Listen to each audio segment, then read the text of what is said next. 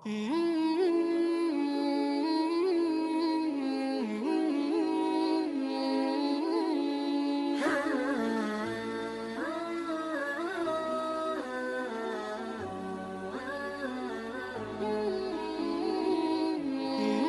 کا یہ مشہور شہر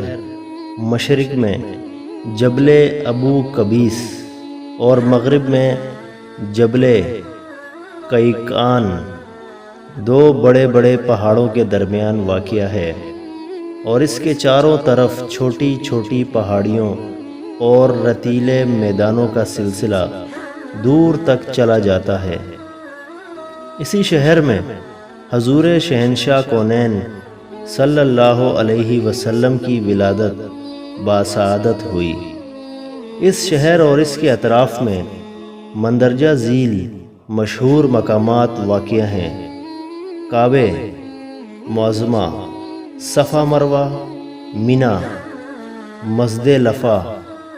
عرفات، غار ہیرا، غار سور، جبل تنعیم، جرانہ وغیرہ۔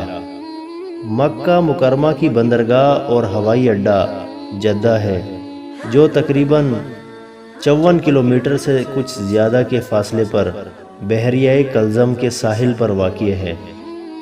مکہ مکرمہ میں ہر سال ذوالحج کے مہینے میں تمام دنیا کے لاکھوں مسلمان بحری، ہوائی اور خشکی کے راستوں سے حج کے لیے آتے ہیں۔ مکہ مکرمہ سے تقریباً 320 کلومیٹر کے فاصلے پر مدینہ منورہ ہے، جہاں مکہ مکرمہ سے ہجرت فرما کر حضور اکرم صلی اللہ علیہ وسلم تشریف لائے اور 10 برس تک مقیم رہے، اسلام کی تبلیغ فرماتے رہے، اور اسی شہر میں آپ کا مزار مقدس ہے، جو مسجد نبوی کے اندر گنبد خضرا کے نام سے مشہور ہے۔ مدینہ منورہ سے تقریباً 4.5 کلومیٹر جانب شمال کو احد کا پہاڑ ہے، جہاں حق و باطل کی مشہور لڑائی جنگ احد لڑی گئی۔ اسی پہاڑ کے دامن میں حضور صلی اللہ علیہ وسلم کے چچا حضرت سید الشہداء حمزہ رضی اللہ تعالی عنہ کا مزار مبارک ہے، جو جنگ احد میں شہید ہوئے۔ مدینہ منورہ سے تقریباً 5 کلومیٹر کی دوری پر مسجد قباء ہے۔ یہی وہ مقدس مقام ہے جہاں ہجرت کے بعد حضور اقدس صلی اللہ علیہ وسلم نے قیام فرمایا اور اپنے دست مبارک سے اس مسجد کو تعمیر فرمایا۔ اس کے بعد مدینہ منورہ میں تشریف لائے اور مسجد نبوی کی تعمیر فرمائی۔ مدینہ منورہ کی بندرگاہ ینبع ہے، جو مدینہ منورہ سے 117 کلومیٹر کے فاصلے پر بحیرہ کلزم کے ساحل پر واقع ہے۔ اگر ہم عرب کو کرۂ زمین کے نقشے پر دیکھیں تو اس کے محل و وقوع سے یہی معلوم ہوتا ہے کہ اللہ تعالیٰ نے ملک عرب کو ایشیا، یورپ اور افریقہ کے 3 براعظموں کے وسط میں جگہ دی ہے۔ اس سے بخوبی یہ سمجھ میں آ سکتا ہے کہ اگر تمام دنیا کی ہدایت کے واسطے ایک واحد مرکز قائم کرنے کے لیے ہم کسی جگہ کا انتخاب کرنا چاہیں تو ملک عرب ہی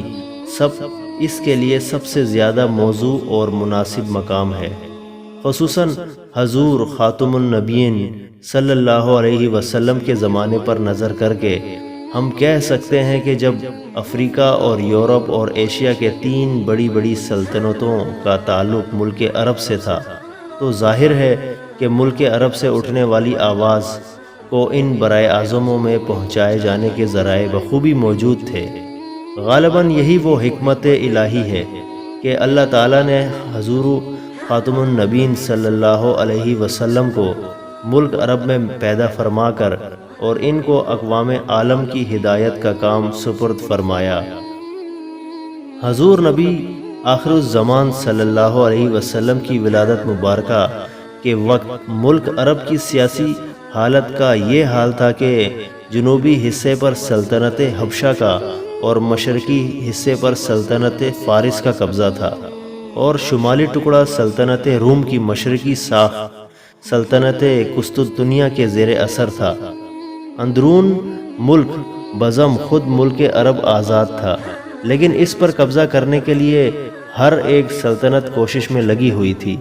اور در حقیقت اس سلطنتوں کی باہمی رکابتوں ہی کی تفعیل میں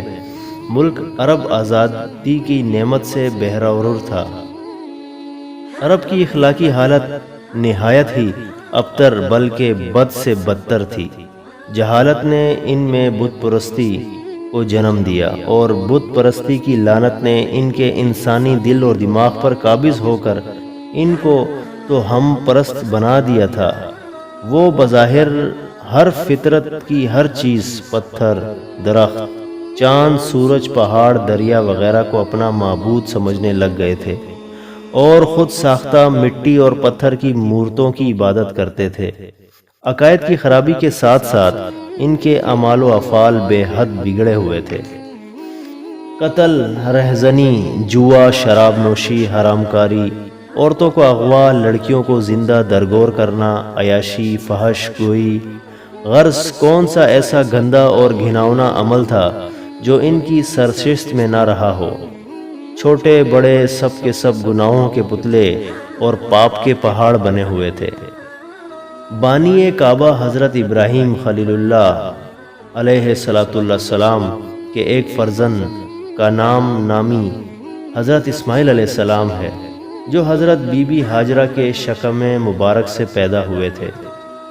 حضرت ابراہیم علیہ السلام نے ان کو اور ان کی والدہ حضرت بی بی ہاجرہ کو مکہ مکرمہ میں لا کر آباد کیا، اور عرب کی زمین ان کو عطا فرمائی۔ حضرت ابراہیم علیہ السلام کے دوسرے فرزند کا نامی حضرت اسحاق علیہ السلام ہے، جو حضرت بی بی سارہ رضی اللہ تعالی عنہ کے مقدس شکم سے تولد ہوئے تھے۔ حضرت ابراہیم علیہ السلام نے ان کو ملک شام عطا فرمایا۔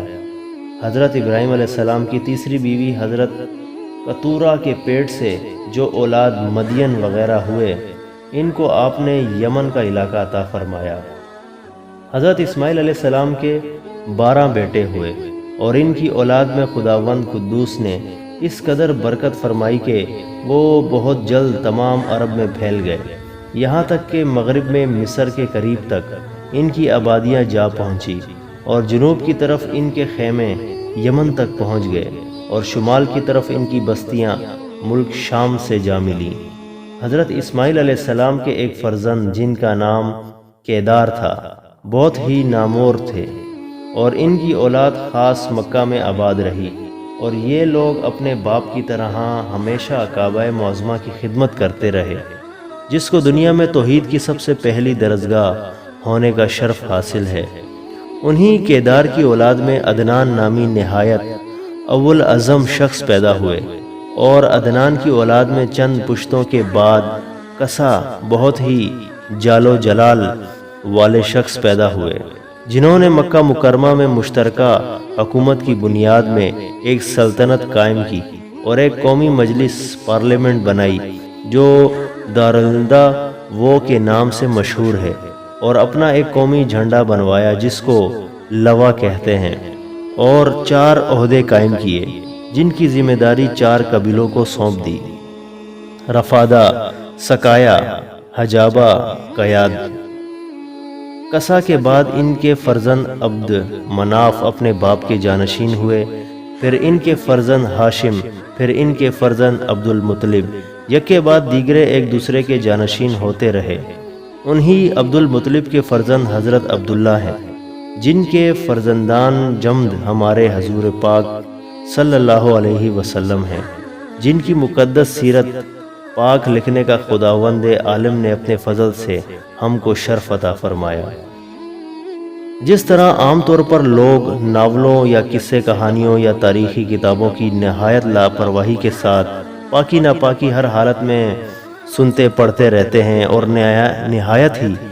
بے توجہی کے ساتھ پڑھ کر یا سن کر ادھر ادھر ڈال دیتے ہیں، بلکہ آپ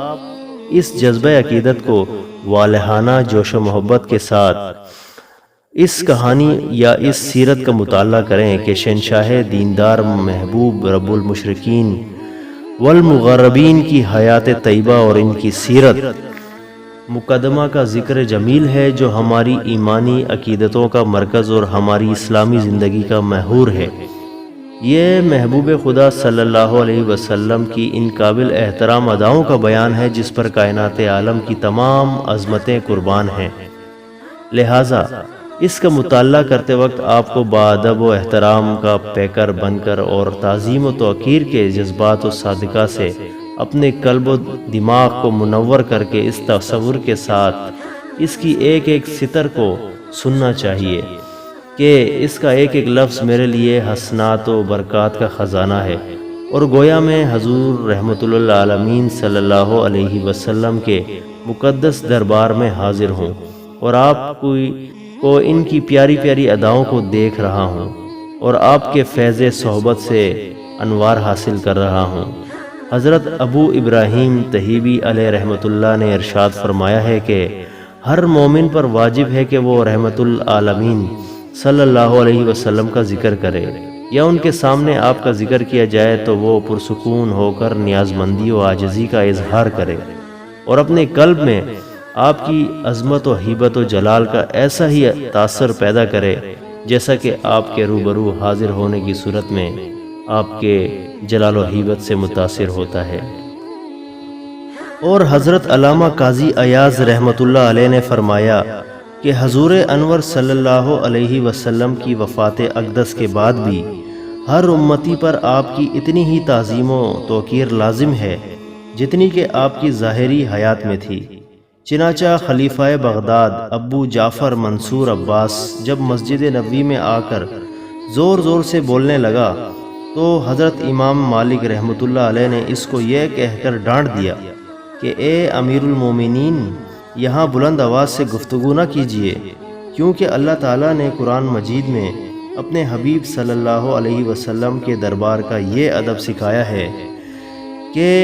بعد بھی آپ صلی اللہ علیہ وسلم کی وفات اقدس کے بعد بھی ہر امتی پر آپ کی اتنی ہی تعظیم واجب ہے جتنی کہ آپ کی ظاہری حیات میں تھی۔ یہ سن کر خلیفہ لرز گیا، براندام ہو کر نرم پڑ گیا۔ بہرحال سیرت مقدسہ کی کتابوں کو پڑھنے کا وقت ادب و احترام لازمی ہے، اور بہتر یہ ہے کہ جب سننا یا پڑھنا شروع کریں تو درود شریف پڑھ کر کتاب شروع کریں، اور جب تک دل جمی باقی رہے پڑھتا رہے، اور جب ذرا بھی اکتاہٹ محسوس کرے تو پڑھنا یا سننا بند کر دے اور بے توجہی کے ساتھ ہرگز نہ پڑھے۔ درود شریف پڑھیں صلی اللہ علیہ وسلم۔